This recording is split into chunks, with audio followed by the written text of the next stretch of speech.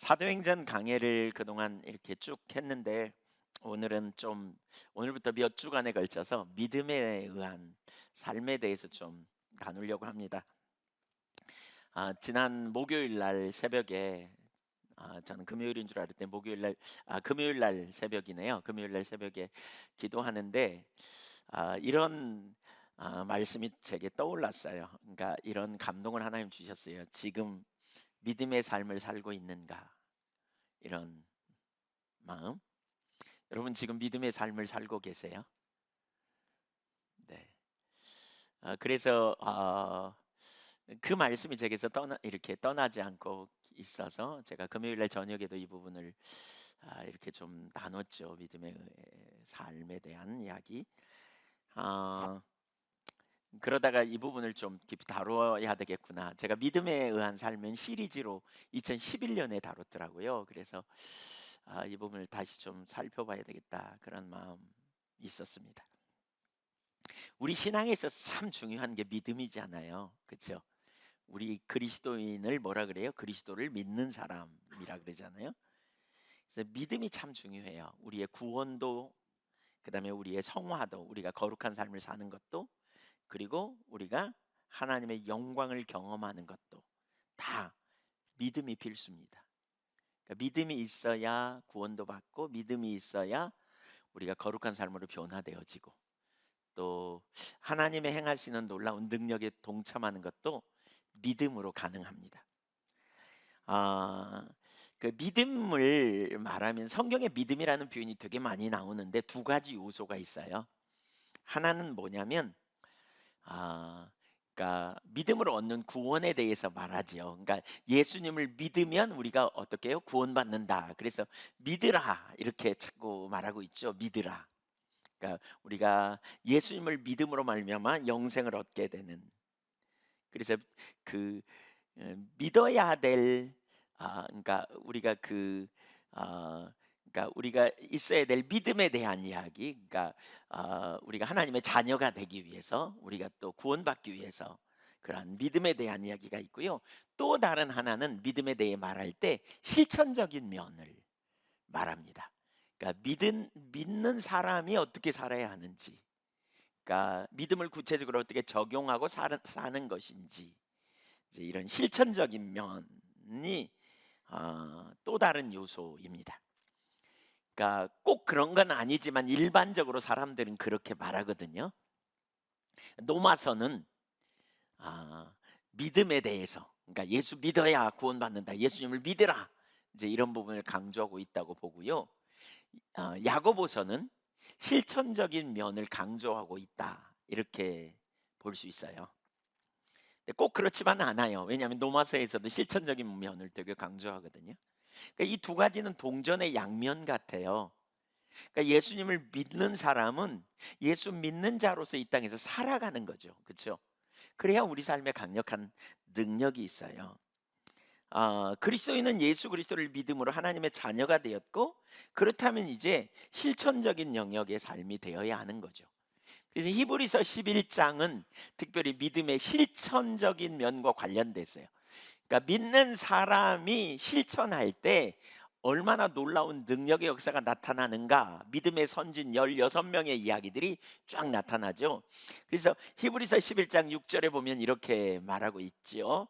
우리가 같이 한번 읽을까요? 시작. 믿음이 없이는 하나님을 기쁘시게 하지 못하나니 하나님께 나아가는 자는 반드시 그가 계신 것과 그가 자기를 찾는 자들에게 상 주시는 이심을 믿어야 할지니라.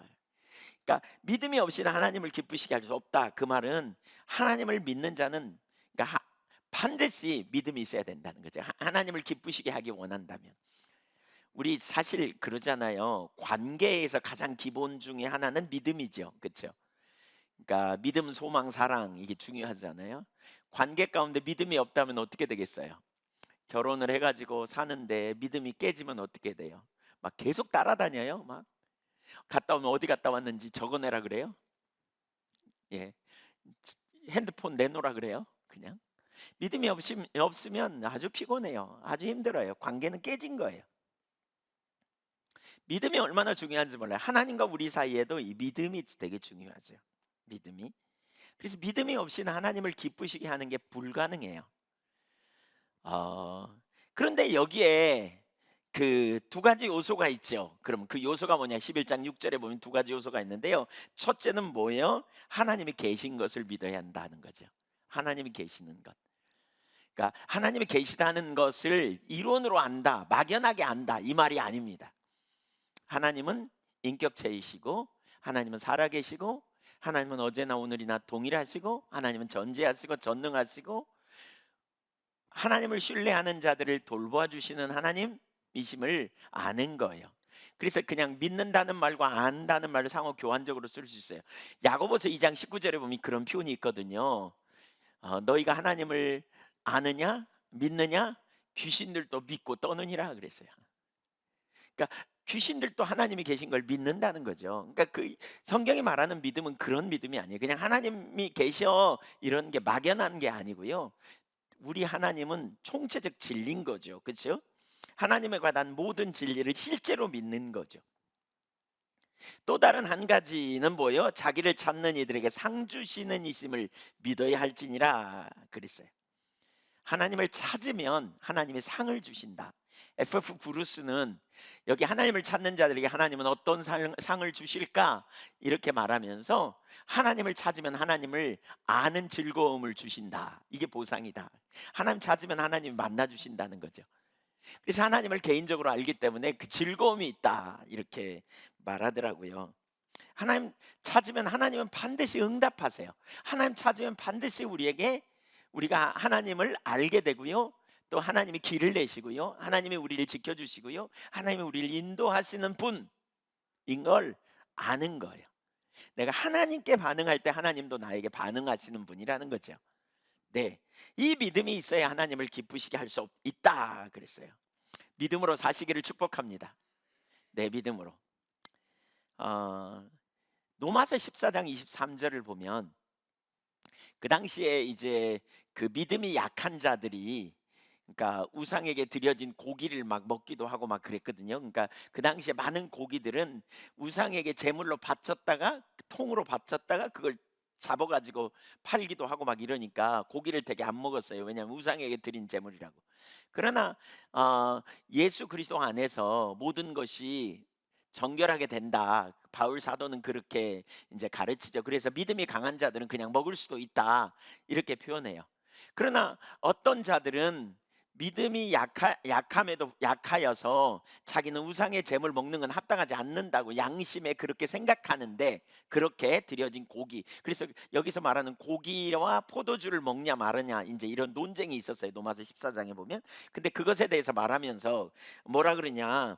의심하고 먹는 자는 정죄된다. 이렇게 표현해요. 거기 보세요. 왜요? 믿음을 따라하지 아니었기 때문이라. 그러면서 뭐라 그래요? 믿음을 따라하지 않은 모든 것은 다 뭐라? 죄래요, 죄. 이게 무슨 얘기예요? 그러니까 고기를 먹는 것에 대한 내적 자유가 없는 상태에서 다시 말해 그의 믿음이 그에게 고기를 먹으라고 허락한다는 확신이 없는 상태에서 먹었기 때문에 그게 죄라는 거예요. 왜 먹었을까요? 사람들 눈치 보며 먹었겠죠. 남들 다 먹는데. 뭐 한 예를 들면 여러분 우리 그리스도인들은 술을 안 마시잖아요. 근데 직장에 갔더니 회식해. 그래가지고 다 따로 줘. 자, 건배 그랬어요. 근데 안 먹으면 눈치 보이고 먹자니 양심에 꺼리고 그때 그냥 꺼리지만 그냥 먹어버려야지. 그리고 먹어버렸어. 그건 죄라는 거예요. 근데 술을 한 잔 먹었다 안 먹었다의 문제가 아니라 내가 믿음으로 하나님이 내게 주신 확신을 가지고 행동하지 않는 게 죄라는 거죠. 그게 죄라는 거예요. 그러니까 눈치 보면서 갈라디아서 2장 11절부터 14절에도 보면 그런 얘기가 있잖아요. 왜 그 당시에 유대교가 아직 이렇게 유대교에 있으면서 예수를 믿은 사람들 이야기가 나오거든요. 그러니까 유대교에 있으면서 예수 믿은 사람들 그들은 여전히 뭐예요? 율법도 지켜야 되고 할례도 행해야 되고 그러다 보니까 이방인들과 함께 식사하는 것은 부정한 것이라고 생각하는 그 사고가 머릿속에 가득 있어요. 그러니까 아직 이렇게 복음이 정리가 되지 않았던 거죠, 교리가. 그런 시점에 바울과 바나바와 그다음에 베드로가 함께 이방인들과 함께, 안디옥 교회는 이방인들이 주축인 교회니까 거기서 같이 모여서 식사를 하고 있었던 것 같아요. 그런데 이제 그 예루살렘에서 유대인들이, 유대인 기독교인이죠, 내려온다는 소식을 들어요. 그러니까 왔다는 소식을 듣자마자 베드로가 밥상을 딱 갖고 옆으로 가는 거예요. 그랬더니 바나바도 딱 가는 거예요. 왜 그럴까요? 논란이 일어날까 봐, 나중에 두고두고 그냥 어 어떻게 네가 유대인인데 이방인과 같이 식사했냐 그럴까 봐. 그랬더니 바울이 그걸 보고요, 믿음으로 의롭게 됨을 믿으면서, 우리가 의롭게 되는 것은 행위가 아니지, 이방인과 같이 식사했다고 부정한 게 아니지, 우리가 의롭게 된 건 믿음이지. 근데 그걸 믿으면서 사람들 눈치 보느라고 이걸 옮겨? 그건 외식이야. 그러면서 강력하게 바울이 베드로를 책망합니다. 사실 베드로는 수제자잖아요. 예수님 수제자. 그때 바울보다 훨씬 베드로가 나이도 먹었을 거거든요. 근데 강력하게 책망합니다. 기분 나쁘잖아요. 기분 나쁠 만한 일이잖아요. 그렇죠?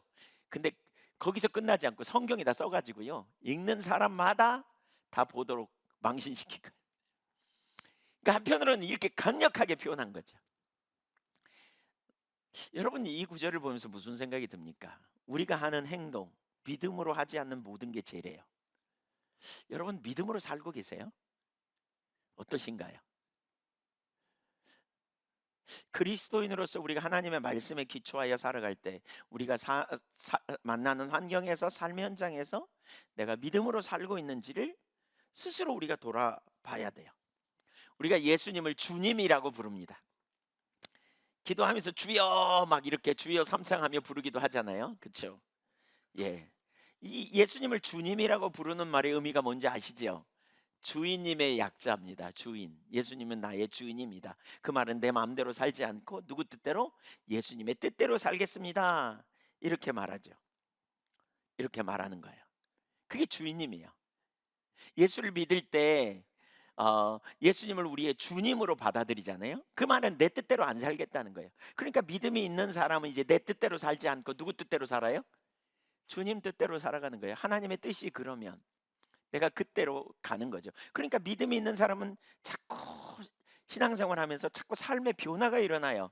왜냐하면 내 욕심대로, 내 감정대로, 내 이전의 생각대로, 내 기분대로 이렇게 살아가다가, 아, 이제 하나님의 뜻대로 내가 살아야 된다, 이거 아니네, 그러면 내리고 조정해 가는 거죠. 자꾸 이렇게 전환해 가는 거죠.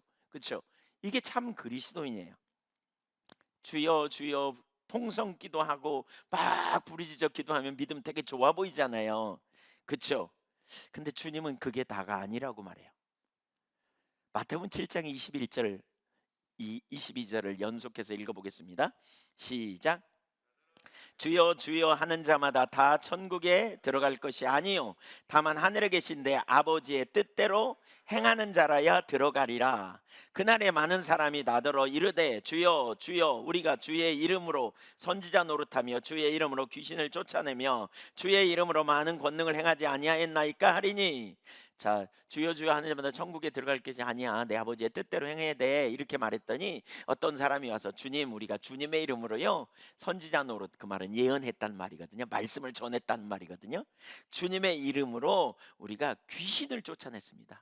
귀신 들린 사람을 주님의 이름으로 많은 권능을 행했습니다. 여러분, 이쯤 하는 사람이 주님의 이름으로 헌신 안 했을까요? 주님의 이름으로 구제 안 했을까요? 주님의 이름으로 교회에서 봉사 안 했을까요? 했을 거예요. 그럴 것 같죠? 네, 했을 거예요. 틀림없이 했을 거예요. 밥 먹으면서 식탁에서 기도 안 했을까요? 했을 거예요. 했을 거예요. 성경 읽는 일 안 했을까요?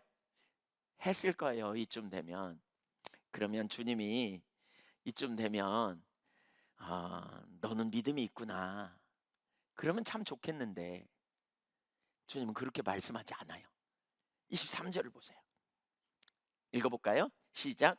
그때 내가 저희에게 밝히 말하되 내가 너희를 도무지 알지 못하니 불법을 행하는 자들아 내게서 떠나가라 하리라. 와, 이 엄청난 말씀이에요. 왜 이렇게 말씀해요? 뭐가 문제예요? 불법을 행한대. 불법을 행한대.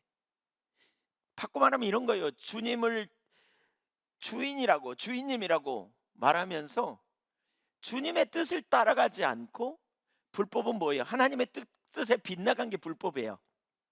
하나님의 뜻을 따라가지 않고 자기 생각과 자기 이론과 자기 논리를 따라 살았다는 거예요. 주권에 순종하지 않았다는 거예요. 곧 말씀에 순종하지 않고 자기 마음과 육체에 원하는 욕망을 따라 살았다는 거예요. 에베소서 2장 2절에 말하잖아요. 2장 3절에 과거에 우리가 예수 믿기 전에 어떻다고? 마음과 육체에 원하는 욕망을 따라갔다 그랬잖아요. 그렇게 살았다는 거예요. 갈라디아서 5장 16절 이하에 보면 성령의 소욕이 육체의 소욕을 거스리고 육체의 소욕이 성령의 소욕을 거스린다 그러는데, 성령을 따라 행하는 게 아니라 육체의 소욕을 따라 살았다는 거예요. 그 얘기를 지금 하는 거예요. 한마디로 말하면 이건 뭐냐? 믿음으로 살지 않았다는 거예요. 믿는 대로 살지 않았다는 거예요. 하나님의 계심을 안다면, 하나님이 말씀하시는 길로 행할 때 상 주시는 분이심을 안다면 그대로 행하지 않겠어요? 하나님 말씀대로 가지 않겠냐고요. 하나님이 말씀하신 대로 가면 그대로 상 주시는 분을 안다면 그렇게 행하지 않겠어요? 이게 믿음 아니에요? 믿음? 믿습니다라고 세게 말하고 주여라고 말해도 실제 삶의 모습에서는 그렇게 살지 않는다면 그건 믿음이 아니라는 거죠. 지금 믿음의 사람은 예수님을 주인으로 삼으며 살기 때문에 욕심을 따르거나 자기 마음에 원하는, 그 마음과 육체에 원하는 욕망을 따라 살지 않아요. 오늘날 어떤 사람들은 이런 설교를 하면 그렇게 말합니다. 말씀대로 누가 살아? 말씀대로 어떻게 살 수 있나? 여러분, 용서해야 합니다. 그러면 입술로는 아멘 할지 모르지만 그래도 그 인간은 안 돼. 이렇게 마음속으로 말하면서 세상에서 다 용서하고 어떻게 살아? 그 말이 돼? 안 돼. 이렇게 말하면서 말씀대로 살지 않는 것이 정상인 것처럼, 그것이 지혜로운 것처럼 살아가는 사람 결코 적지 않습니다. 저는 처음 인격적인 주님을 제가 군대 갔다 와가지고요, 복학해가지고 3학년 여름에 만났습니다. 그때 이후로 진짜 많이 고민했던 것 같아요. 왜 말씀대로 안 사라지지? 왜 말씀대로 사라지지 않지? 뭐가 문제지? 그런 고민을 끊임없이 했던 것 같아요. 여러분, 그런 고민 해보시나요? 지금 제 설교를 들으면 나도 옛날에 했어. 근데 지금은 안 해. 이런 분 있을걸요? 왜 안 합니까? 왜 안 하실까요? 말씀대로 사라져서요? 아니면 이미 결론을 내렸나요? 말씀대로 사는 거 불가능해. 그러니까 그냥 적당히 살면 되는 거야. 혹시 이런 거 아닌가요? 그 믿음의 삶이 아닙니다. 여러분이 혹시 그렇게 머릿속에 결론을 내렸다면 여러분이 이런 태도를 취하는 거예요. 하나님에 대해서. 하나님, 전 믿을 수 없어요. 하나님 말씀. 하나님 믿을 수 없어요. 왜냐하면요, 하나님이 세상을 안 살아봐서 이 세상에서 말씀대로 사는 건 불가능해요. 하나님이 오늘날 세상을 안 살아봐서 그러는 거예요. 이런 태도를 취하는 것과 똑같은 거예요. 하나님 신뢰하지 못하는 거죠. 하나님 말씀대로 누가 살아? 그렇게 살면 바보 되게? 그렇게 살면 망하게? 그렇게 살면 우리가 성자게? 이런 결론을 우리는 딱 내리고, 어떤 영역에서는 일말의 갈등도 없이, 일말의 고민도 없어요. 그냥 나 신앙생활 잘하고 있어. 나 예수 열심히 믿고, 나 교회 안 빠지고, 나 기도하고 있고, 나 헌신하고 있고. 주님이 마지막 날에 우리에게 그럴지도 몰라요. 주여 주여 하는 자마다 천국에 들어갈 까지 아니요. 너 주님이라고 찾는데 나는 너를 도무지 알지 못한다. 내가 너의 주인이라고? 아니야. 너는 네 마음과 육체에 원하는 욕심을 따라 살았어. 그래서 우리가 정상적인 그리스도인으로 우리가 되려면 사실 말씀대로 살기가 어렵잖아요. 여러분 말씀대로 살기 쉬워요? 어려워요. 저는 참 어렵더라고요. 어려웠어요. 처음에 적어도 예수 믿는데 되게 어려웠어요. 그리고 과정 중에 참 어려웠어요. 근데 포기하지 않았던 것 같아요. 하나님 은혜로요. 뭘 포기하지 않아요? 말씀대로 사는 게 불가능해. 그냥 우리는 적당히 살면 되는 거야. 이렇게 포기하지 않게 했어요. 하나님이. 그거 갖고 씨름했어요. 왜냐하면 그걸 포기하기에는 하나님이 살아계심이 분명해요. 하나님이 능력의 하나님인 걸 제가 분명히 알아요. 그러니까 능력의 하나님이 말씀하셨다면 그 말씀대로 가면 반드시 승리가 있어야 돼요. 맞죠? 근데 우리가 접어버리면 말씀대로 살 수 없어. 말씀대로 누가 다 살아. 에이, 그런 말씀은 그냥 특별한 사람이나 하고 우리는 최선을 다하면 되는 거예요. 이 자리에 머물러 있기 때문에 우리 믿음이 안 자라는 거예요. 우리가 하나님을 조금밖에 모르는 거예요. 안 되면 말씀과 삶 사이의 괴리감 속에서 안 되면 우리가 그거 갖고 씨름해야 되는 거예요. 왜 말씀대로 안 사라지지? 왜 하나님의 말씀이 내 삶에는 이론에 불과하지? 하나님 뭐가 문제입니까? 하나님 저에게 보여주세요. 하나님 알게 해주세요.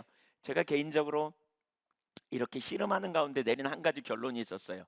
뭐냐? 아, 내가 하나님을 너무 모르는구나. 하나님 모르니까 내가. 여러분, 말씀대로 살아가는 데는 사실 대가가 요구돼요. 갈등이 있습니다. 최근에 저희가 이제 저희 장모님을 모시기로 했습니다. 9순이 넘으셨는데 이 저기 호흡이 어려워가지고 여기 이렇게 목에 구멍을 뚫어서 이렇게 가래 같은 거 해결하고 석션하고 막 이런 옆구리에 그 밥을 주입하는 이런. 근데 건강하셨던 분이 갑자기 그러셔가지고 이제 근데 기도하면 저에게 계속 하나님께서 너네가 모셔라 막 이렇게. 근데 그 말씀을 듣고 싶지도 않더라고요. 왜냐하면 그렇게 하면 얼마나 많은 희생을 해야 되는지, 얼마나 많은 대가가 요구되는지. 그래서 사실 많이 무시했던 것 같아요, 개인적으로. 근데 어머님이니까 기도하잖아요. 계속 기도만 하면 같은 감동을 주세요. 하나님의 말씀을 따라 순종한다는 게 참 어렵다는 생각을 해요. 왜냐하면 우리는 편한 길, 쉬운 길, 우리는 안락한 길, 우리는 자기중심적인 길, 이걸 자꾸 원하잖아요. 대가가 요구된단 말이에요. 그러니까 어떤 때는 안 하고 싶은 생각이 드는. 근데 결국 저희가 그것이 하나님의 뜻임을 분별하고 저희 부부가 순종하기로 작정하고, 그러면서 하나님이 참 놀라운 은혜를 지금 붓고 계시는 것 같아요. 저희 가운데 놀라운 은혜를. 그러니까 하나님의 어떤 때 우리에게 말씀하시고 우리가 하나님을 따라가는 것은 엄청난 대가가 요구되고 유언부담이 감수되지만, 그러나 믿음으로 원스타임이면 순종할 때 하나님께서 거기 필요한 은혜를 부으시고 능력을 부으셔서 그 일을 돌파해내게 행하시는 거죠. 오늘날 너무나 많은 사람들이 여전히 말씀대로 예수님을 주님이라고 부르지만 일말에 갈등도 없고 고민도 없다면 저는 심각하다고 생각해요. 안 되는 것 때문에 애통해하고 하나님 알게 해달라 그러고, 지금까지 믿음으로 살았다면 그 다음 순간의 믿음에는 또 갈등이 따르지 않아요. 말씀하시면 위험부담이 예측되고, 그럼 거기서 또 우리는 하나님을 찾고 은혜를 구하고 또 조심스럽게 하나님을 신뢰함으로 믿음으로 원스텝하고. 그러니까 그리스도인은 끊임없이 하나님과의 관계에 긴장이 있어요. 그리고 하나님을 믿음으로 신뢰의 원스텝하며 나갈 때 또 그 약속대로 성취를 이루시는 하나님의 역사를 보면서 너무 감사하고, 그걸 통해 믿음이 또 성숙되고 자라가는 이 과정이 있죠. 그런데 많은 사람들은 오늘날 몇 번 시도해보고 말씀대로 누가 살아? 용서하라고? 에이, 불가능해. 어떤 사건이 생기면 과거의 쓴뿌리, 과거의 상처로 현재를 해석하면서 한 발도 움직이지 못하는 그 자리에 머물러 있는 거죠. 하나님께 믿음으로 반응하는 삶으로 못 나가는 거죠. 불편해하고. 그러면서 심지어 이렇게 생각하는 사람이 있어요.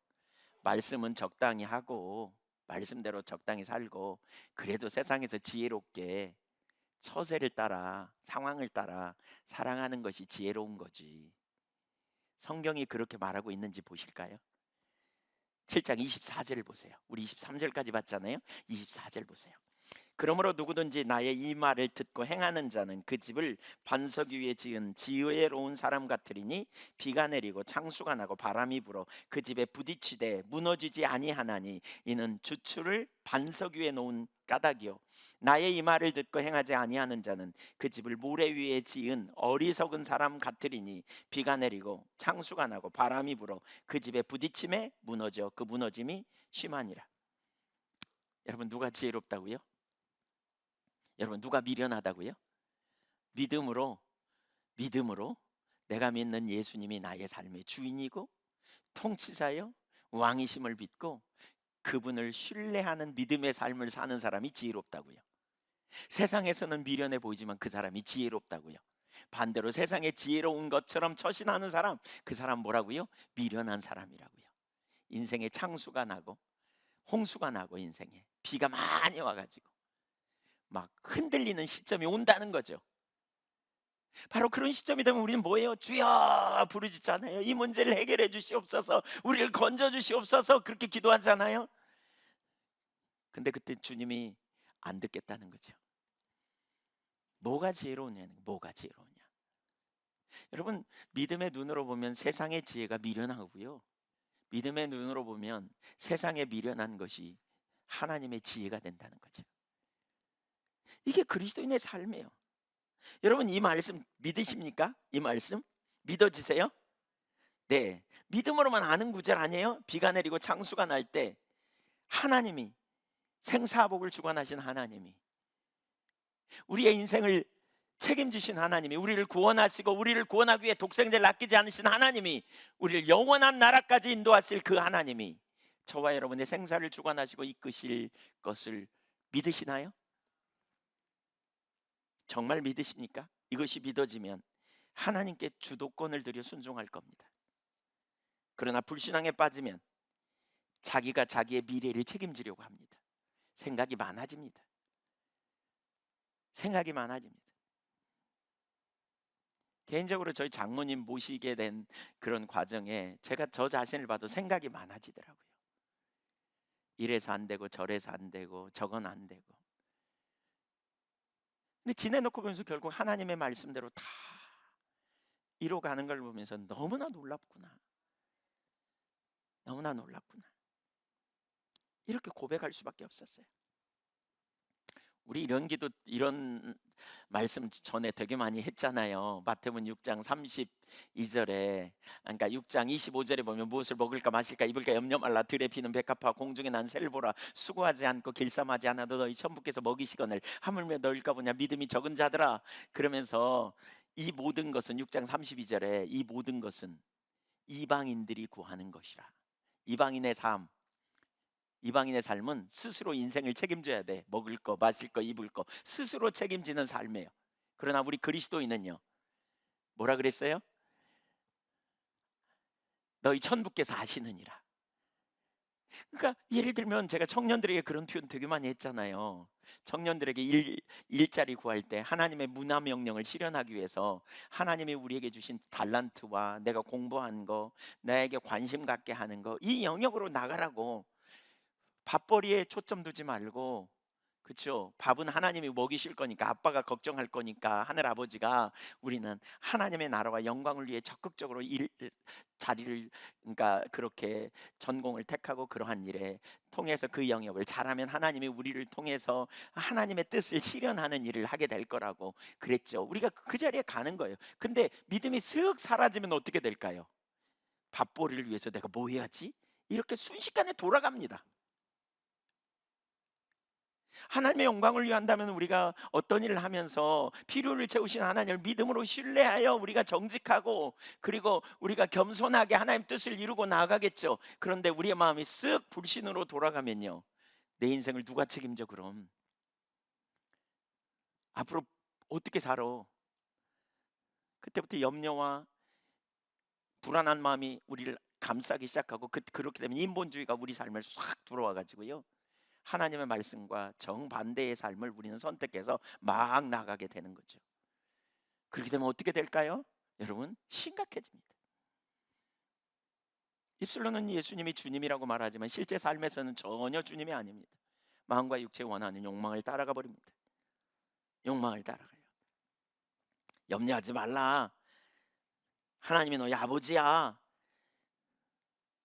고아처럼 버려두지 않어. 우리 이런 얘기 지난해에 얼마나 많이 나눴습니까? 그래서 고아처럼 살지 말자고, 믿음으로 살자고 그랬잖아요.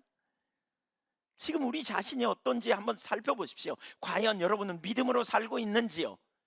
과연 여러분은 어떤 일을 머릿속에 생각하고 어떤 일을 결정하려고 할 때 하나님이 우리 아버지로서 우리의 필요를 채우시고 우리를 도와주시고 우리를 인도하시고, 그래서 우리가 삶을 선택해 갈 때 우리가 하나님의 길로 행하려고 하는지 아니면 마음과 육체 원하는 욕망을 따라가고, 우리가 믿음으로 순종하기보다는 과거의 쓴뿌리의 기초에서 우리가 다른 사람들을 바라보고 있고 해결되지 않은 과거의 상처로 말미암아 용서하지 못하고 원한과 불 어떤 그 쓴뿌리의 상처가 마음속에 가득한 채로 용서하지 못하는 상태에 있지 않은지 우리 자신을 깊이 들여다보자고요. 여러분은 믿음의 사람입니까? 믿음으로 살고 계십니까? 지금 주님 금요일 날 새벽에 이렇게 부르셨어요. 믿음의 삶을 살고 있는가?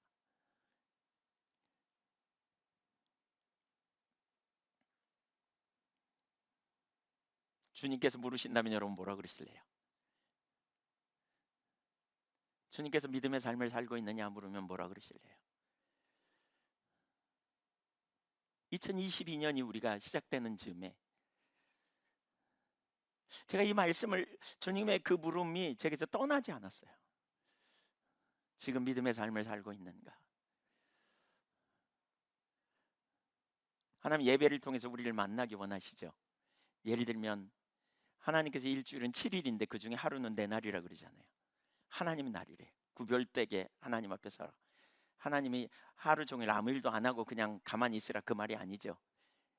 예배자로 서라는 거죠. 하나님은 예배를 통해 우리를 만나기를 원하세요. 그게 하나님의 길이에요. 하나님의 진리예요. 그렇다면 우리는 어떻게 살아야 돼요? 예배를 드리면서 부득불 뭐 대면할 수도 있고 또 상황상 지금 코로나 상황상 비대면으로 예배 드릴 수 있어요. 근데 그 상황에서 어떤 태도와 어떤 자세를 가지고 여러분 예배자로 서는지 생각해 보십시오. 혹시 어디 놀러 가면서 지금 컴퓨터로 틀어놓고 아니 뭐죠? 이렇게 차 운전하고 놀러 가면서 거기서 설교 듣는다고 앉아 있지 않으신지 모르겠어요. 어떤 자세와 어떤 태도로 예배드리고 우리 하나님 예배 잘 드렸습니다 이렇게 말할 수 있을까요? 하나님이 물질에 대해서 말하면서 10개 중에 한 개는 내 거라 그러잖아요. 물질의 주인은 누구예요? 하나님이세요. 11조를 얘기하잖아요. 근데 왜 모든 우리의 필요를 채워주신 하나님이 10개 중에 한 개는 내 거야 그러면서 바치라 그럴까요? 그게 하나님의 주권을 인정하는 거예요. 세- 생명의 주인이 하나님이신데 7일 중에 하루는 내 날이야 이렇게 말하는 이유가 뭘까요? 생명의 주인인 하나님을 인정하는 행위이죠. 물질의 주인이 하나님, 나의 필요를 채우시는 분이 하나님이라는 걸 인정하는 행위예요. 우리 믿음으로 행한다는 게 뭘까요? 믿음으로 산다는 게 뭘까요?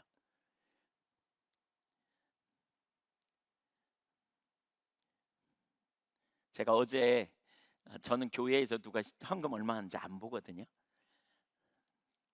다시 말씀드리지만 누가 헌금 얼마 하는지 안 봅니다. 왜냐하면 제가 헌금을 보면 그 그러니까 헌금은 하나님께 드리는 거니까 제가 볼 필요도 없고요. 그러나 한 번 봅니다.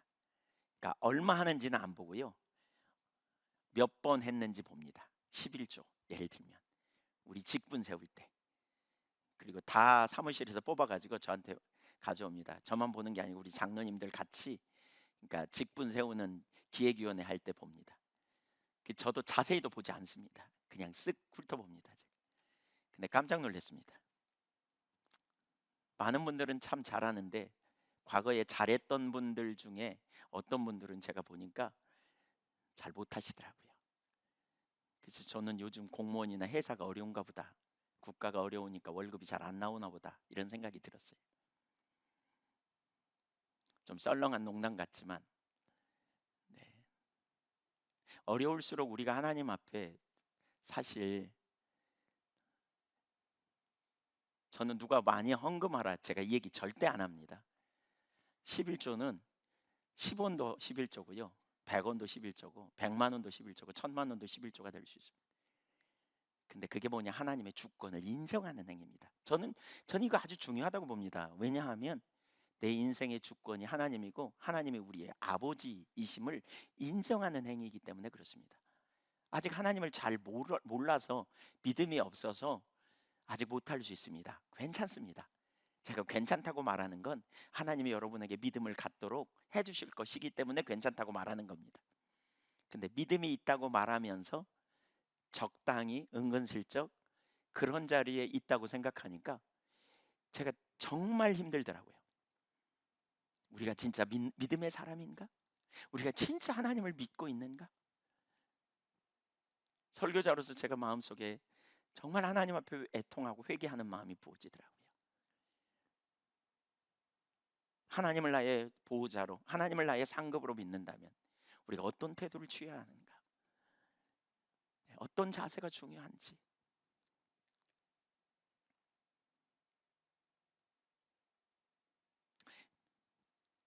우리 자신에게 정직하게 한번 질문해 보면 좋겠어요. 나는 믿음의 사람인가? 나는 하나님을 믿는가? 믿음의 분량대로 우리는 살아가는 거죠. 내가 믿는 하나님은 어떤 분인가? 하나님은 우리를 세상의 빛으로, 세상의 소금으로 삼으십니다. 보세요. 소금은요, 가면 어느 장소에 가면 어디에 음식에 들어가면 맛을 바꿔버려요. 썩는 것을 썩지 않게 해요.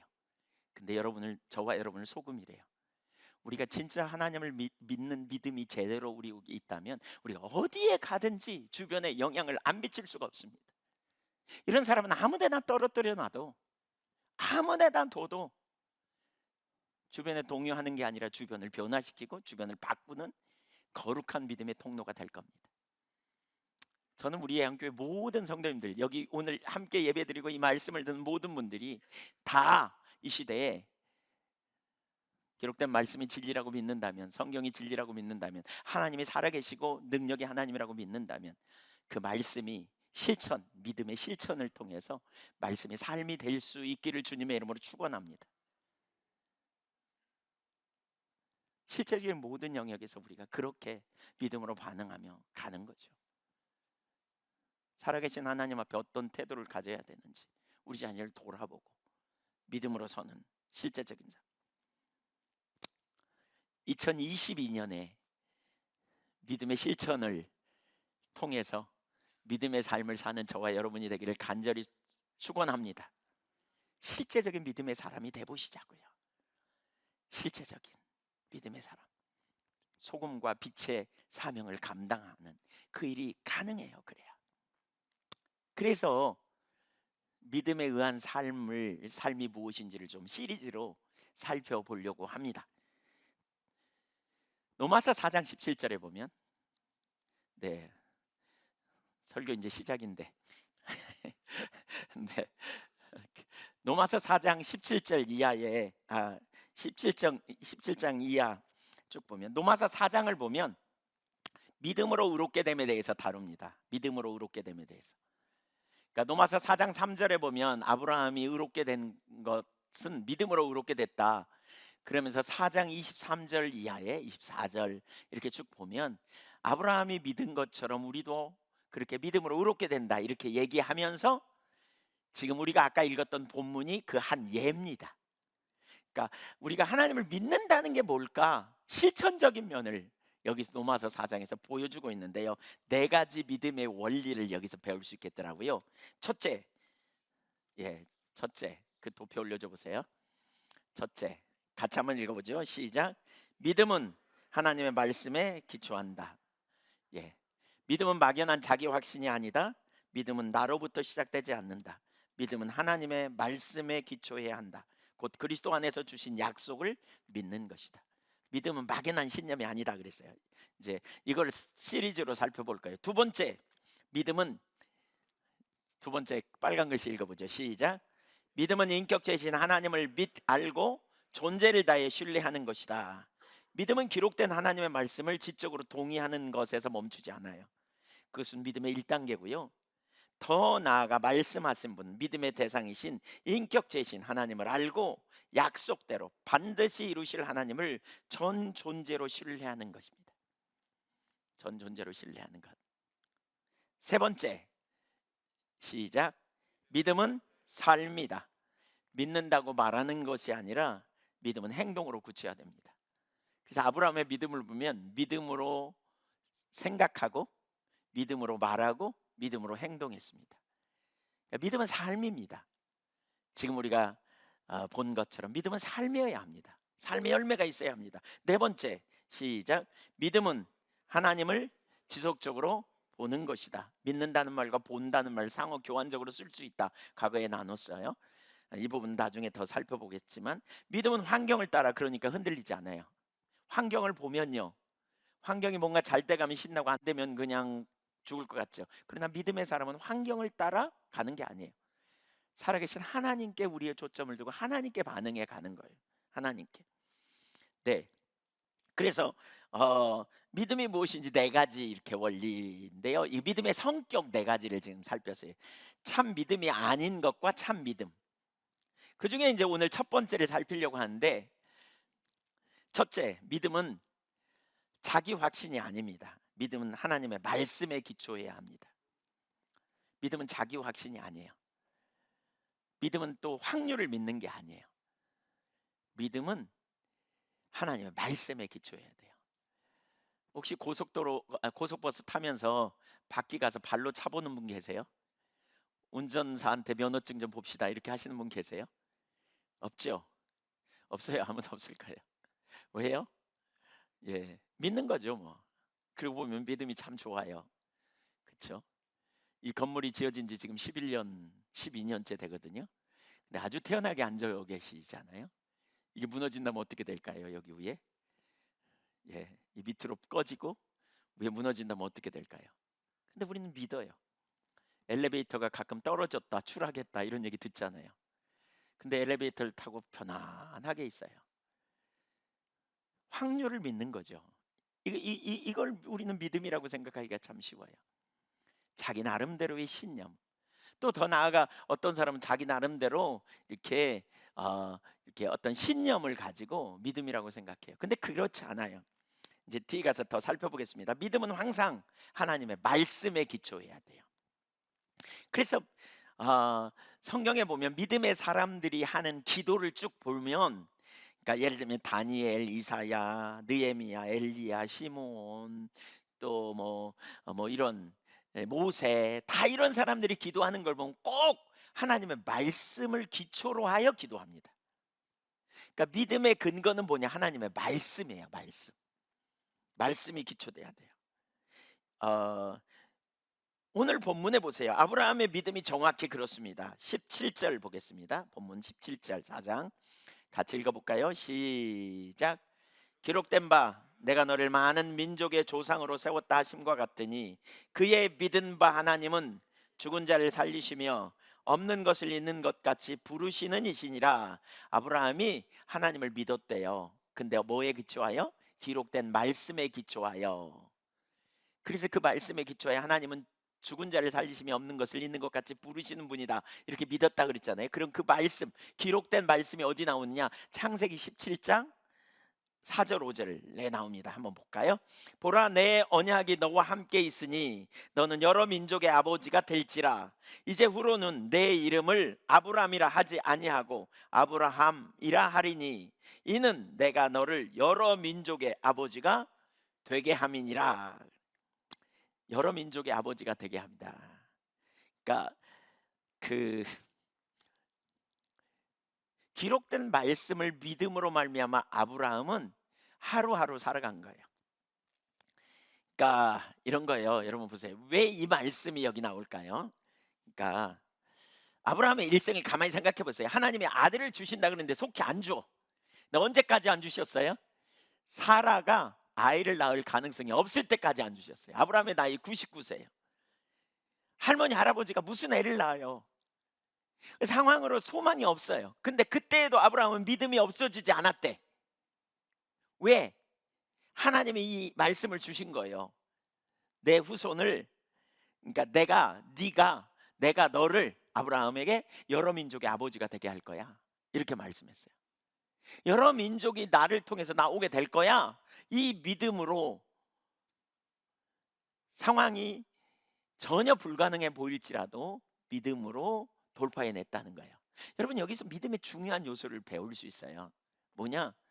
믿음은 그러니까 어떤 상황을 하나님이 주신 약속에 기초하여 해석하는 거예요. 그냥 환경의 소리가 아니라 하나님의 말씀으로 그 환경을 해석하는 거예요. 환경을 가지고 하나님을 해석하는 게 아니고 하나님이 주신 약속을 기초로 환경을 해석하는 거예요. 이게 우리의 믿음의 중요한 요소예요. 실제로 위기를 만나거나 어려움을 만날 때 우리는 어떻게 해요? 낙심하고 좌절하죠. 그렇죠? 근데 이 믿음의 요소를 가지고 환경을 해석해요. 독자 이삭을 바치라고 할 때 한번 생각해 보세요. 하나님이 독자 이삭을 바치라고 했는데 어떻게 해야 되나? 뭐 이런 생각이 들지 않겠어요? 근데 바로 그런 순간에 아브라함이 하나님은 없는 것을 있는 것 같이 부르시는 분, 유에서 무를 창조하신 분, 그러니까 무에서 유를 창조하신 분, 하나님은 없는 것을 있는 것 같이 부르시는 분이고 죽은 자를 살리시는 하나님이시다. 이걸 믿었다는 거예요. 왜 이걸 믿었느냐? 하나님이 나를 열국의 아버지가 여러 민족의 조상이 되리라고 하셨는데 그러면 이삭을 죽이면 끝나는데? 그러면 하나님이 말씀하시고 언제든 말씀하시고 언제든 죽이면 끝난다는 말이야? 아니야. 하나님은 능력이 있어. 그래서 설사 죽어도 내 아들은 살아날 거야. 왜? 하나님이 약속하셨으니까 그대로 될 거야. 그래서 믿음으로 환경을 해석하고 순종하며 나간 거죠. 믿음으로 반응한다는 게 뭔지 여러분 보이세요? 저는 가끔 어떤 분들과 상담하면 이런 분들이 있어요. 상담하다 보면 코가 빠져갖고 와요. 낙심해가지고. 그리고 목사님, 하나님이 저를 사랑하는 것 같지도 않아요. 하나님이 그냥 저를 안 돌보는 것 같아요. 그러면서 막 낙담해요. 환경을 보니까 죽을 것 같아요. 이런 분들한테는 무슨 말을 해도 잘 안 통합니다. 사실 안 통해요. 동조만 해줘야 돼요. 그래요. 힘드시네요. 그냥 알았어요. 그래야지. 거기다가 막 그분을 막 바꾸려고 얘기하면요, 시험 듭니다. 그냥 그런 때는 그냥 고개 끄덕거리고 아이고 힘드시군요. 제 경험에 의하면 그래줘야 돼요. 그렇지 않고 막 가르치려 그러면 나중에요, 그냥 정답만 말해. 뒤에 어디서 들려오는 소리가 그런 얘기가 들려요. 그래서 제가 알아요. 그런 말 할 때는 잘 상담 저는 그냥 예 그냥 그래요. 그리고 기도해 줘요. 근데 어느 날 제가 바꿨어요. 어떻게 하냐 그런 순간에 뭐라 그러냐면요. 이렇게 물어봐요. 죄인 맞으세요? 이렇게 물어봐요. 그 뜬금없는 소리니까 깜짝 놀래요. 왜요? 아니 죄인 맞으시냐고요. 맞죠? 어떻게 구원받으셨어요? 예수님의 은혜로 구원받았죠. 그럼 하나님이 독생자를 아끼지 않고 내놓으셔서 사랑하시는 거 맞네요. 그러면 그렇네요. 로마서 8장 31절에 이런 구절이 있죠. 그런즉 우리가 무슨 말하리요? 만일 하나님이 우리를 위하시면 누가 우리를 대적하리요? 자기 아들을 아끼지 아니하시고 내어 주시니가 어찌 그 아들과 함께 모든 것을 더해 주지 아니하시겠느냐. 대개 이렇게 나누면요, 불신앙의 환경을 바라보는 불신앙에서 돌아서서 믿음을 갖습니다. 그래, 하나님이 나를 구원하셨지. 죄와 사단과 사망의 종로로 돼서 나를 건지신 하나님이 지금도 나를 사랑하고 계셔. 내 환경은 비록 불투명해 보이지만 이 모든 상황 속에서 하나님은 나에게 가장 좋은 길로 인도하셔. 이쯤 되면 상황 끝입니다. 문제는 뭐냐? 하나님이 안 계시는 게 문제가 아니고요, 하나님 말씀이 안 보이는 게 문제입니다. 환경이 문제가 아니라 내가 하나님의 관점으로 그 환경을 믿음의 눈으로 해석할 수 없기 때문에 문제입니다. 그렇게 되면 믿음으로 하나님을 신뢰하고 나아가면서 거기서 영적인 돌파를 이루어내거든요. 이루어내요. 거기 18절도 한번 보십시오. 믿음은 말씀에 기초한다는 걸 우리가 더 분명히 좀 이해하면 좋겠는데요. 아브라함이 바랄 수 없는 중에 바라고 믿었으니 이는 내 후손이 이 같으리라 하신 말씀대로 많은 민족의 조상이 되게 하려 하심을 인함이라. 여기서도 뭐예요? 바랄 수 없는 중에 바라고 믿은 이유가 뭐냐? 이는 내 후손이 이 같으리라고 하신 말씀대로요. 말씀이 기록했다는 거죠. 어디에 나오냐? 창세기 15장 5절에 나와요. 한번 볼까요? 그를 이끌어 밖으로 나가 이르시되 하늘을 우러러 무뼈를 셀 수 있나 보라. 아브라함에게 이렇게 말하는 거예요. 그러면서 내 자손이 이와 같으리라. 무슨 얘기예요? 하늘의 별처럼 많을 거라. 이렇게 말해요. 요즘은 하늘의 별이 잘 안 보이잖아요. 그래서 우리 젊은이들은 하늘의 별, 그 무슨 얘기지? 하나씩 있나? 뭐 이런 얘기인데 우리 옛날에 어렸을 때는 어떻게 해요? 그냥 이쪽 끝에서 이쪽 끝까지 그냥 은하수가 펼쳐지잖아요. 수없이 많은. 아마 아브라함 때는 더 많이 보였을 거예요.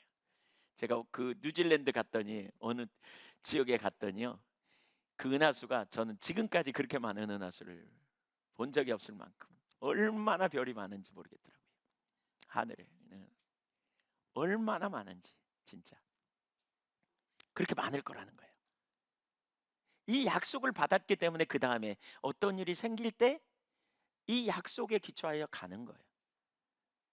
제가 하나님께서 예언교회를 세우실 거라는 약속이 제게 얼마나 제 마음에 확신으로 왔는지 제가 전에 나눴죠.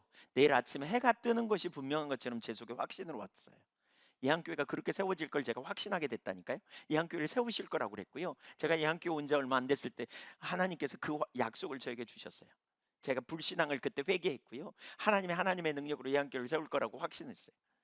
그러니까 아무리 위기가 와도 하나님이 예한교회를 세우실 거야, 이 확신 가운데 있으니까 믿음으로 그 모든 환경을 해석하고 인내할 수 있었고 영적인 돌파를 이루며 나갈 수 있었던 거죠.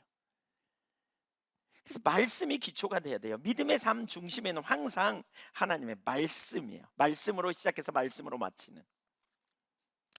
그래서 이 과정에 말씀을 토대로 우리가 믿음을 갖는 게 너무너무 중요해요. 아무리 좋은 동기를 가지고 한다 할지라도 하나님이 말씀하지 않으면 여러분, 하나님이 뒷받침하시지 않으세요. 하나님이 말씀하시면 하나님이 반드시 응답하십니다. 아멘. 이루십니다. 믿으십니까?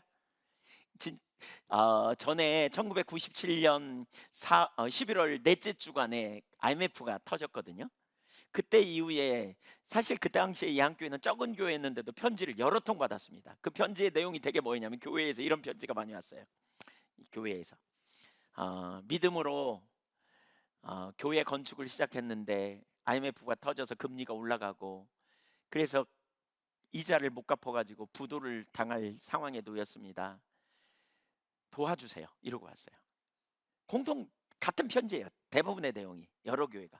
그러면 여기서 말하는 믿음으로라는 말의 의미가 뭔가? 이걸 제가 그 당시에 되게 많이 생각했어요. 왜 믿음으로 했는데 안 되지?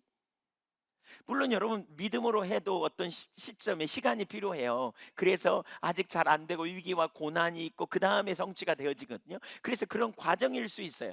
그러나 제가 볼 때는 많은 분들이 믿음으로 시작한다 그랬는데 그게 이런 믿음이 아닐까 싶어요. 예를 들면 이런 거죠. 왜 많은 사람들이 그렇게 말하거든요. 큰 믿음을 가져라. 그래야 크게 채워준다. 입을 넓게 열라. 그래야 채워진다. 막 이런 거죠. 막. 그래서 교회를 크게 믿음으로 지어놓으면 사람들이 와서 채워지고 빚도 갚아지고 다지. 여러분, 그건 믿음이 아닙니다. 그건 자기 신념입니다. 자기 암시고요. 사실 믿음은 하나님의 말씀으로 정확하게 출발해야 합니다. 그리고 하나님 말씀하셨으면 하나님께서 반드시 당신의 일을 당신의 때에 이루십니다. 이게 믿음의 근거입니다. 우리가 가져야 될 믿음의 토대는 하나님의 말씀에 기초한다는 사실을 여러분 기억하십시오. 아멘. 두 번째, 그럼 말씀을 의지한다는 의미가 무엇이냐?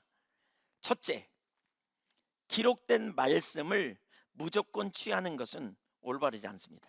그러니까 말씀을 의지한다는 게 뭔지를 지금부터 살필 텐데요. 기록된 말씀을 무조건 취하는 것은 참된 믿음이 아닙니다. 말씀에 기초한다 그러니까 우리는 어떤 말씀을 무조건 취해가지고 그 말씀을 내 약속으로 받아들이고 그 말씀을 믿습니다. 그러면 이루어질 줄 알아요. 근데 그게 아니에요, 여러분. 성경에 하나님의 약속은 두 가지로 나눌 수 있어요. 크게 말하면 하나는 뭐냐면 보편적인 약속이 있어요. 누구에게나 해당되는 약속이 있어요. 또 하나는 뭐냐? 특별한 사람에게 주는 약속이 있어요. 예를 들면 요한 1서 1장 9절에 만일 우리가 우리 죄를 자백하면 저는 미쁘시고 의로우사 우리의 죄를 사하시고 모든 불의에서 우리를 깨끗게 하실 것이라 그랬잖아요. 요한 1서 1장 9절에. 이 약속은 뭐예요? 누구든지 죄를 회개하면 하나님이 우리를 용서하신다 그랬어요. 마태복음 6장 33절에 그렇게 말하죠. 너희는 먼저 그의 나라와 그의 의를 구하라. 그리하면 이 모든 걸 더해 주시리라. 이건 특별한 사람에게 주신 약속이 아니에요. 모든 사람에게 주신 약속이에요. 맞죠? 네. 요한복음 10장 10절에 후반부에 보면 예수님이 온 것은 내가 온 것은 양으로 생명을 얻게 하고 더 풍성히 얻게 하려는 것이라 그랬어요. 그러니까 예수 믿는 사람에게 풍요한 생명을 하나님은 주시겠다고 약속하셨어요. 이건 특별한 사람에게 주신 약속이 아니에요. 저와 여러분을 위한 약속이에요. 맞습니까? 네. 사도행전 16장 31절에 주 예수를 믿으라 그리하면 너와 내 집이 구원을 얻으리라. 이것도 특별한 사람에게 주신 약속이 아니에요. 누구든지 예수 믿으면 구원 받아요. 맞죠? 그러나 특별한 약속이 있어요. 어떤 순간에 특별한 사람에게 특별한 상황에 주신 약속이 있어요. 근데 그거를 내 것처럼 취해 가지고 그 약속대로 이루어질 걸 기대하면 대단히 착각이라는 거죠. 예를 들면 이런 보세요. 예를 들면 아브라함에게 하나님이 본토 친척 아비 집을 떠나 내가 내게 지시할 땅으로 가라 그랬어요. 그러면 내가 너를 복의 근원을 삼으리라. 너는 축복의 근원이 될 거야. 이 말씀을 읽다 보니까 너무 마음에 들거든. 그래서 야 이제부터 내가 이 약속을 내게로 취하겠어. 내가 붙들겠어. 그래가지고 그 약속의 말씀을 자기 것으로 취하는 거예요. 그리고 믿습니다. 하나님 저를 복의 근원으로 삼아 주실 줄 믿습니다. 그리고 막 기도합니다. 막 기도해요. 근데 응답이 안 와. 저는 어떤 분을 만나서 한번 얘기 들었더니 하나님이 자기를 바울처럼 세운다 그랬대. 근데 안 쓰신대. 그래서 너무 하나님에 대한 원망과 쓴뿌리가 머릿속에 가득해. 그래서 제가 물어봤어요. 하나님 어떻게 바울처럼 세운다고 말씀하시던가요? 아니요, 제가 성경을 읽다 보니까요 바울을 하나님이 쓰신 게 너무 멋있더라고요. 그래서 저도 바울처럼 쓰시옵소서. 그리고 기도했다는 거예요. 그럼 하나님이 주신 게 아닐 수도 있겠네요. 제가 그랬더니 그런가요? 그러더라고요. 자기 암시 자기 나름대로의 취하는 행동일 수도 있다는 거예요. 잘 들어보세요. 제가 최근에 어떤 이렇게 우연히 어떤 설교를 듣게 됐는데 그 인터넷 아니 그러니까 그 방송 매체를 통해서 이렇게 설교를 듣게 됐는데 그분이 이렇게 설교하더라고요. 믿음에 대해서 말하면서 그러니까 그 하나님의 사람들에게 주신 약속 성경에 보면 약속이 있잖아요. 아브라함에게 모세에게 여호수아에게 이런 주신 약속을 약속이 있는데 거기다가 자기 이름을 넣으래요. 그래갖고 그 약속을 자기 걸로 취하면 된다는 거예요. 여러분 이거 아닙니다, 여러분. 그러니까 이게 믿음이라고 생각합니다. 아브라함에게 주신 약속 내가, 노아에게 주신 약속 나에게, 바울에게 주신 약속 나에게, 다윗에게 주신 약속 나에게. 무조건 그래가지고 주장하면 되나? 절대로 그렇지 않습니다. 물론 이런 건 있습니다. 이런 거 뭐냐? 예를 들면 아브라함의 이야기를 읽는 가운데 성령께서 그 약속이 내게 주신 약속인 것을 깨닫게 해주시는 거예요. 그건 개인적으로 주신 약속이죠. 물론 이건 특별한 개인적인 약속입니다. 저는 제가 목회를 어떻게 하게 됐냐면 디모데 후서를 공부하는 가운데 바울 사도가 디모데에게 쓴 글을 읽는데 그날 밤에 제가 공부하는데 견딜 수가 없더라고요. 성경 공부하고 있는데 거기 수련회 가지고 공부하고 있는데 제가 슬그머니 나갔습니다. 견딜 수 없어서 하나님이 저를 부르신다는 사실이 제게 명백하게 왔습니다. 그래서 제가 눈이 그때 막 허벅지까지 눈이 쌓였거든요. 그 눈밭에 무릎 꿇고 앉아서 하나님 저를 드립니다. 제가 그러고 그날 기도했습니다. 그 약속이 개인적으로 있을 때 성령께서 조명하셔서 내게 주시는 말씀으로 와야 한다는 거죠. 그러니까 막연하게 어떤 말씀을 내가 말씀대로 그러니까 읽다가 좋은 말씀, 아이고 이건 내가 취하겠어. 근데 우리 이런 말씀을 잘 안 취하잖아요. 저주받을지어다 이런 말씀 안 취하잖아요. 너 징계가 있을 거다. 너 돌이키지 않으면 혼난다. 이런 말씀 잘 안 취한단 말이에요. 그런 말씀은 언제 취해요? 성령님이 명백하게 너 지금 돌이켜야 돼 이런 말씀일 때 우리 그 앞에 서잖아요. 되게 좋은 말씀, 축복의 말씀, 복 받으리라 그러면 아멘. 그리고 그걸 자기 말씀으로 받아 취해서 그게 진리인 것처럼 생각하는 이 자리에 서는 건 그게 하나님이 주신 말씀이라고 그러면서 우기면서 주장해. 하나님은 내가 언제 줬냐 그러고 가만히 계신. IMF 시절에 교회를 지으면서 이렇게 시작한 교회들이 적지 않은 것 같아요. 예레미야서에 보면 그런 일들이 나와요. 제사장들이 성전에 예레미야 7장이면 성전에 들어가는 많은 사람들이 성전에 들어올 때 제사장들이 그 문 앞에 서서 이렇게 외쳤어요. 이곳이 여호와의 성전이라, 이곳이 여호와의 성전이라, 이곳이 여호와의 성전이라 하는 거짓말 믿지 말라 그랬어요. 제사장들이 그냥 외친 게 아니고요. 예루살렘에 샬롬, 하나님이 평안을 주실 거라는 약속이 있었거든요. 그러니까 그 성경 구절에 기초해서 설교했어요. 그런데 예레미야가 문 앞에 서가지고 그러는 거예요. 그 거짓말 믿지 마라. 그 거짓말 믿지 마라. 여러분 생각할 때는 누가 거짓말이요? 누가 진짜예요? 하나님 말씀에 기초하여 선포하는 제사장이 진짜입니까? 아니면 그 말을 듣고 거짓말 믿지 말라 하는 예레미야가 진짜입니까? 예. 예레미야가 가짜예요? 네. 아니. 우리는 성경을 알고 있으니까 예레미야가 가짜인 줄, 진짜인 줄 알죠. 근데 그 당시의 사람이라면 여러분 누가 진짜라 그러겠냐고요? 제사장이 당연히 진짜라 그러겠죠. 왜요? 말씀에 기초했으니까. 근데 여러분 성경에 기록되어 있는 말씀이지만 지금 그 시대에 필요한 메시지는 샬롬의 메시지가 아니라 회개하고 돌이키라는 메시지가 선포됐어야 돼요. 왜냐하면 그 당대의 심판이 왔거든요. 그들이 하나님을 떠났거든요. 하나님과 관계를 깨뜨렸어요. 그러니까 하나님께 돌이켜야 회복이 있고 샬롬이 있어요. 제가 그런 예를 많이 들어요. 예를 들면 우리 청년의 예를 들면서 예를 들면 그런 거죠. 약속을 하나님의 약속을 우리는 무조건적으로 취하는 경우가 많아요. 약속대로 이루어질 줄 믿습니다. 하나님 주실 줄 믿습니다. 이렇게 말씀하시니까 이루어질 겁니다. 이렇게 말. 근데 마치 이런 거예요. 약속은 조건이 있어요. 초청이라고 그래요. 초청. 예는 든 거예요. 이제 예를 들면 어떤 사람이 결혼을 했어요. 결혼을 했는데 장인이 뭐라 그러냐면 내가 너 좋은 차 하나 사줄게. 사이한테 그랬어요. 이걸 기대하고 있어. 좋은 차 사주겠구나. 근데 안 사줘. 그래서 어느 날 가서 왜 안 사주냐고 따졌어. 근데 그 사이에 무슨 일이 있었냐면 아내와 부부 간에 다툼이 일어나가지고 혹은 바람 펴가지고 아내한테 이혼당했어. 이혼당한 후에 장인한테 가서 그러는 거예요. 왜 약속 안 지키냐고. 차 사달라고. 똑같은 격이에요. 차 사줘요 안 사줘요? 차를 사주기는커녕 몽둥이를 갖고 나올 거리요. 똑같은 격이에요. 하나님 떠났는데 그 약속이 성취되겠냐는 거예요. 지금 예레미야 시대는 하나님 떠난 시대예요.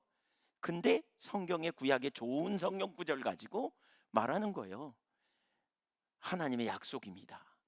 아멘. 그리고 위로받고 있어. 근데 지금 금방 그 당대의 심판이 왔거든요.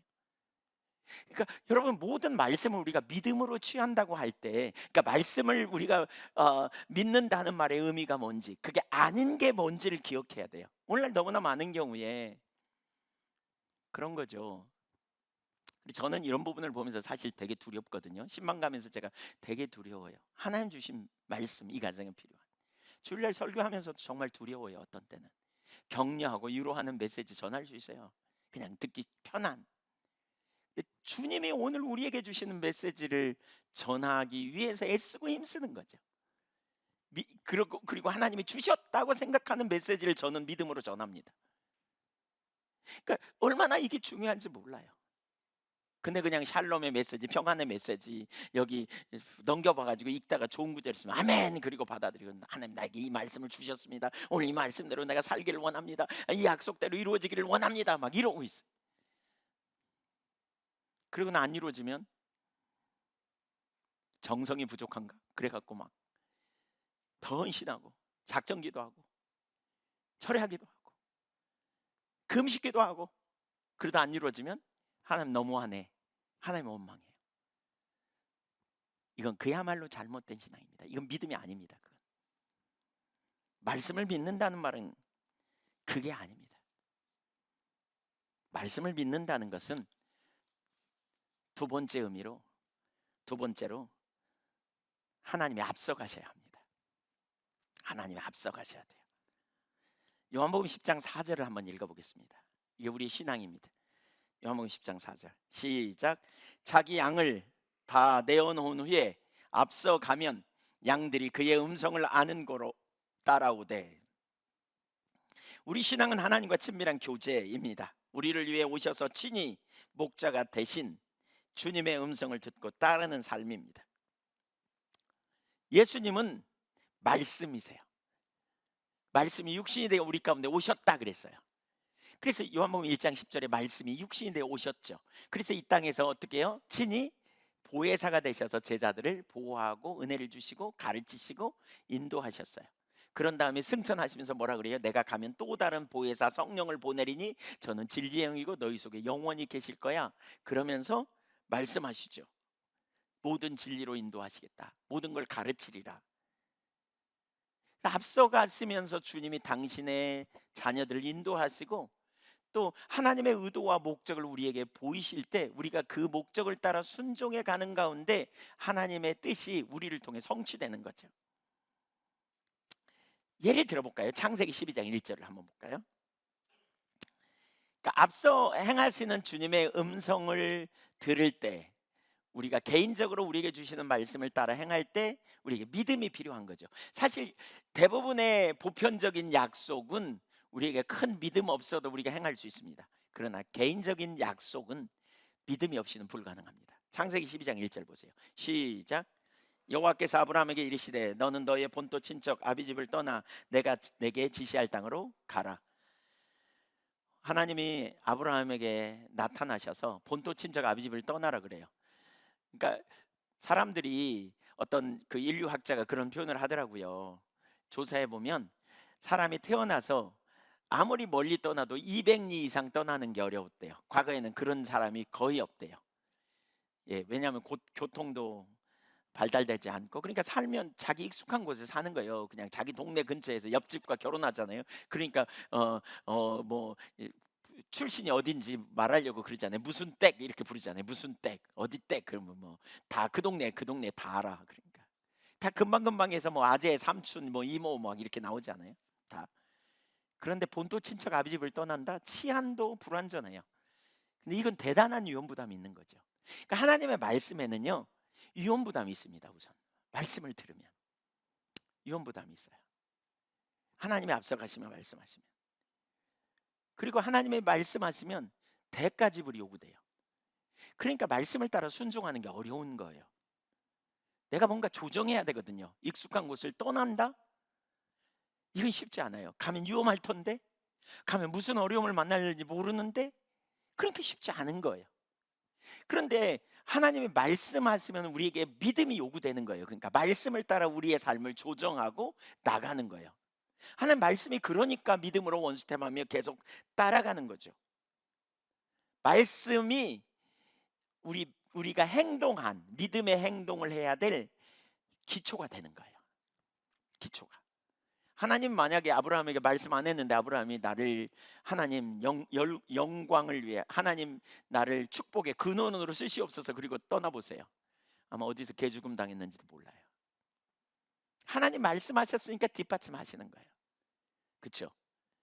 하나님 말씀하시니까 그의 모든 삶을 일생 동안 내내 동행하신 거예요. 누가복음 5장에 보면 베드로의 직업은 어부였어요. 고기를 잡으려고요 바닷가에 가서 되게 밤에 잡은 것 같아요. 그리고 너무 깊은 데 말고 좀 이렇게 가로 나와서 고기가 잠잘 때 이렇게 아마 투망을 던져갖고 고기를 잡은 것 같아요. 그 당시에 뭐 그물이 클 리가 없고요. 그러니까 뭐 이렇게 아마 그걸로 잡았던 것 같아요. 근데 밤새 그물질을 했는데 고기를 한 마리도 못 잡았어요. 그냥 얼마나 허탈하겠어요. 근데 거기 예수님이 오셔가지고 설교를 해요. 사람들에게. 베드로가 그 말을 들었어요. 그러더니 갑자기 베드로에게 이렇게 말하는 거예요. 이제 깊은 데로 가서 그물을 내려 고기를 잡으라 그래요. 베드로가 자기 경험에 의하면 깊은 데 없어. 그리고 훤한 대낮에 고기가 있을 리가 없어. 그래서 한마디 합니다. 말씀이 계시오매 이렇게 말해요. 그러니까 말씀이 믿음의 근거예요. 행동의 근거예요. 우리 그리스도인이 말씀의 기초에서 가야 돼요. 그리고 갔어요. 가면서 속으로 그랬는지도 몰라. 안 잡히면 해봐라. 이랬는지도 몰라. 제가 포항에 집회 가고 거기 장로님이 어부시더라고요. 그래서 물어봤어요. 장로님이 이 상황이면 순종하겠어요? 못하겠어요? 그랬더니 절대로 안 한대요. 그물 한번 씻는데 얼마나 힘든 줄 아세요, 목사님? 그러면서 피곤해갖고 지쳐 그냥 쉬고 싶을 거예요. 근데 순종했단 말이에요. 그러니까 말씀을 그래서 믿음으로 순종하는 게 어려운 게 그거예요. 자기 가지고 있는 생각, 이론, 과거의 경험 다 종합해가지고 자기 불편한 거 다 제거하고 뭔가 할 만하면 한번 해볼까? 그러고 나가는 거죠.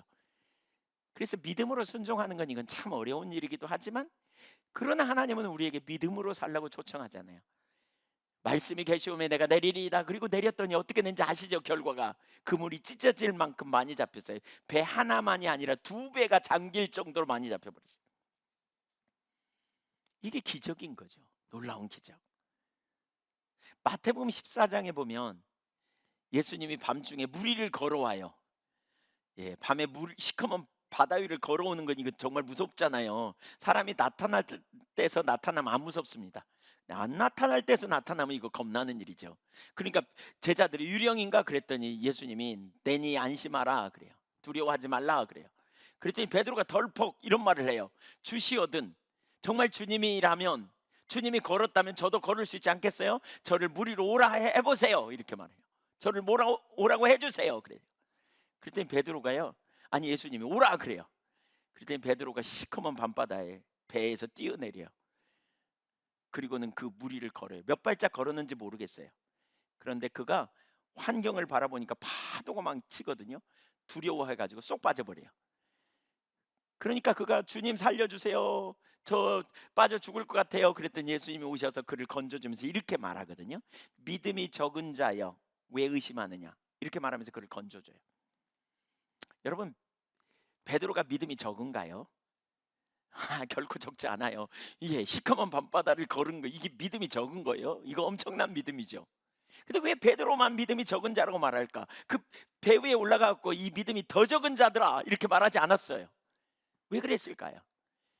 베드로에게만 믿음이 요구됐던 거예요. 왜요? 그 말을 들은 게 누구예요? 베드로예요. 베드로. 그러니까 베드로에게 믿음이 요구됐던 거예요. 말씀을 듣는 자에게 믿음이 요구되는 거예요. 믿음을 가지고 삶을 조정하고 따라가야 열매가 일어나요. 믿음으로 순종하는 게 얼마나 중요한지 몰라요. 말씀이 없으면 믿음이 시작도 안 된 거예요. 말씀이 없으면. 그러니까 하나님의 말씀을 우리가 듣는 게 얼마나 중요한지 몰라요. 히브리서 11장에 보면 믿음의 선진 16명의 이야기가 다 그런 얘기예요. 그들 중에 한 명이라도 자기 신념 가지고 간 사람 한 명도 없어요. 하나님이 다 말씀하시니까 노아가 배를 만들고, 그렇죠? 하나님 말씀하시니까 모세가 나가고, 그렇죠?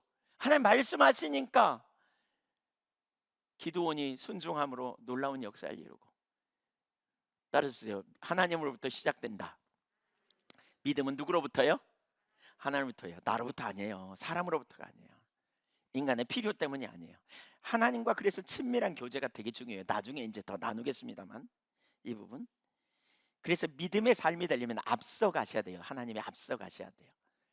우리가 예배당 건축할 때도 하나님이 앞서서 말씀하셔서 이 예배당을 건축하게 됐어요. 그 당시에 우리 등록교인이 150명 수준이었어요. 등록교인, 출석교인이 아니고.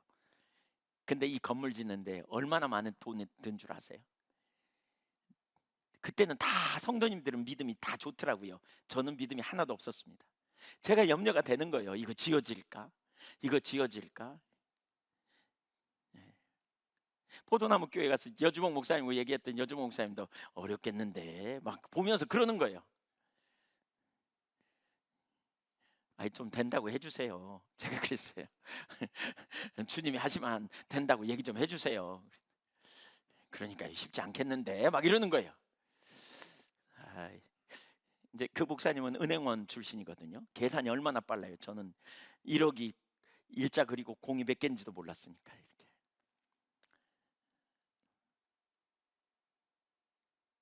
그래서 집중적으로 기도했어요. 하나님 앞에 사인을 달라고. 그 사인이 뭐였느냐? 말씀을 주셨어요. 우리 선교사님 파송할 때 주셨던 말씀이고요. 선교사님 파송할 영향력이 하나도 없었거든요. 그러니까 파송할 만큼 안 됐어요, 교회가. 근데 선교사님이 찾아왔어요. 하나님이 기도하는데 이 한 교회 가서 파송 받으라 그랬대. 그래서 제가 속으로 뭘 별 희한한 말씀을 다 하시네 그랬거든요. 어쨌든 기도해 보겠다고. 근데 기도하면서 하나님이 그렇게 말씀하셨어요. 순종하고 따라간 거예요. 그랬더니 하나님 모든 필요를 채우셨거든요. 그때 제가 빌립보서 4장 말씀을 가지고 하나님이 기도하는데 그 말씀을 주셔서 선교사님 파송할 때 그 말씀 갖고 설교했습니다. 빌립보서 4장 후반부의 말씀. 근데 건축을 위해 기도할 때 똑같은 말씀을 주셨어요. 그래서 하나님이 하시겠구나. 그리고 간 거예요. 그리고 순종하여 나아갈 때 하나님께서 인도하셨어요. 우리 모든 사역이 그렇게 시작된 거 아세요? 요양원도 그렇게 시작해서 갔잖아요. 여기까지 왔잖아요. 근데 저는 이것도 지금 연습이라고 생각해요. 하나님께서 더 크고 놀라운 일을 이루실 것 같아요. 하나님의 앞서가셔야 역사가 일어나는 거예요. 앞서가셔야. 우리는 부지런히 그 약속을 믿고 따라가는 거예요. 그래서 이 약속을 받은 사람은 목적의식이 있기 때문에 시간을 허비하지 않아요. 세월을 아껴요. 저는 하나님께서 예한교회를 세우신다고 말씀하셔서 예한교회를 떠날 기회가 한두 번 있었어요. 근데 그 순간에 여기저기 다른 교회에서 초빙이 왔을 때 두 번도 생각하지 않았어요. 단번에 제가 거절했어요. 왜요? 하나님이 이 교회를 세우신다 그러는데 그걸 저에게 보이셨는데 그러면 이 교회가 세워지는 걸 제가 봐야 하지 않겠어요? 그리고 순종하며 나가야 되지 않겠어요? 두 번도 염려하지 않았어요. 고민하지 않았어요. 그 당시에 세상적인 여건으로 말하면 훨씬 교회도 크고 훨씬 여러 가지 여건이 좋았어요. 그러나 두 번 생각해 볼 필요도 없었어요. 왜냐하면 그것이 하나님의 앞서 가시는 역사였고 저에게 요구되는 건 믿음으로 순종하는 것이면 좋겠어요. 여러분 하나님의 앞서 가시면 돼요. 앞서 가시면. 그 일을 위해서 우리가 하나님을 집중적으로 찾고 친밀한 교제 가운데 그렇게 하나님을 열망하고 사모하셔야 돼요. 하나님 우리에게 말씀하시는 것, 내게 개인적으로 주시는 말씀. 하나님의 목적이 뭔지 알게 해달라고 여러분 구해보세요. 그냥 막연하게 주일날 주시는 말씀을 여러분의 말씀으로 다 받아들이고 그렇게 여러분은 산다고 말해요. 어떤 분들은 그래요. 제가 그렇게 말하는 분한테 지난 주일날 목사님 통해 무슨 그러니까 다른 교회 분이 그래서 그 목사님 통해 무슨 말씀을 하나님이 주셨습니까? 기억도 못해. 하나님의 말씀인데 그렇게 쉽게 잊어버려? 그럼 하나님을 완전 무시하는 거지. 그렇잖아요? 여러분 하나님이 우리에게 주시는 말씀을 쉽게 안 잊어버려요. 그리고 우리는 그 말씀을 어떻게든지 이루려고 하는 거죠. 존중하는데 여러분 우리 남편 가장들이 아버지가 애들한테 얘기했는데 좀 이따 물어보니까 잊어버렸어. 그러면 기분 되게 나쁠 거요. 너 나 무시하냐 그럴 거요. 우리가 하나님을 존중히 여기는 게 뭔데요? 그러니까 하나님의 말씀을 우리가 듣는다고 말할 때 내게 주시는 말씀, 성령의 조명으로 주시는 말씀, 하나님이 내게 깨닫게 해달라고 주시는 말씀, 이렇게 사모하며 기도하세요. 그것이 하나님과 동행하는 삶이고요. 그것이 인도하심을 받는 삶이에요. 설교를 통해 마음이 낙담되고 침체됐는데 하나님이 사랑의 하나님이고 하나님이 전능하신 하나님임을 우리가 알게 됐다. 그러면 집에 가면서 계속 염려할까요? 아니요. 콧노래가 나와요. 믿음으로 찬양이 나와요. 이게 하나님 만나는 거예요.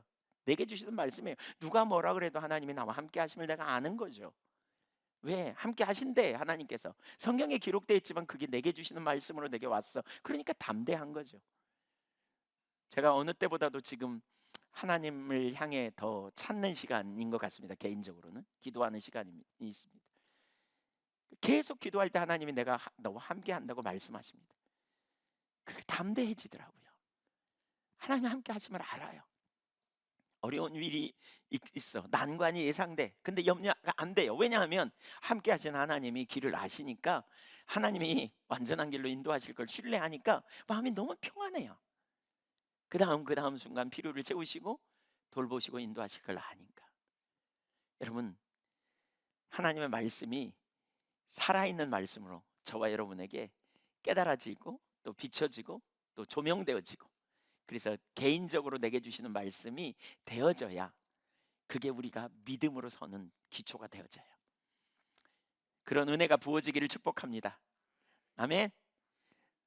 진짜 믿음의 사람이 돼보자고요. 우리 2022년에 진짜 믿음의 사람이 좀 돼보자고요.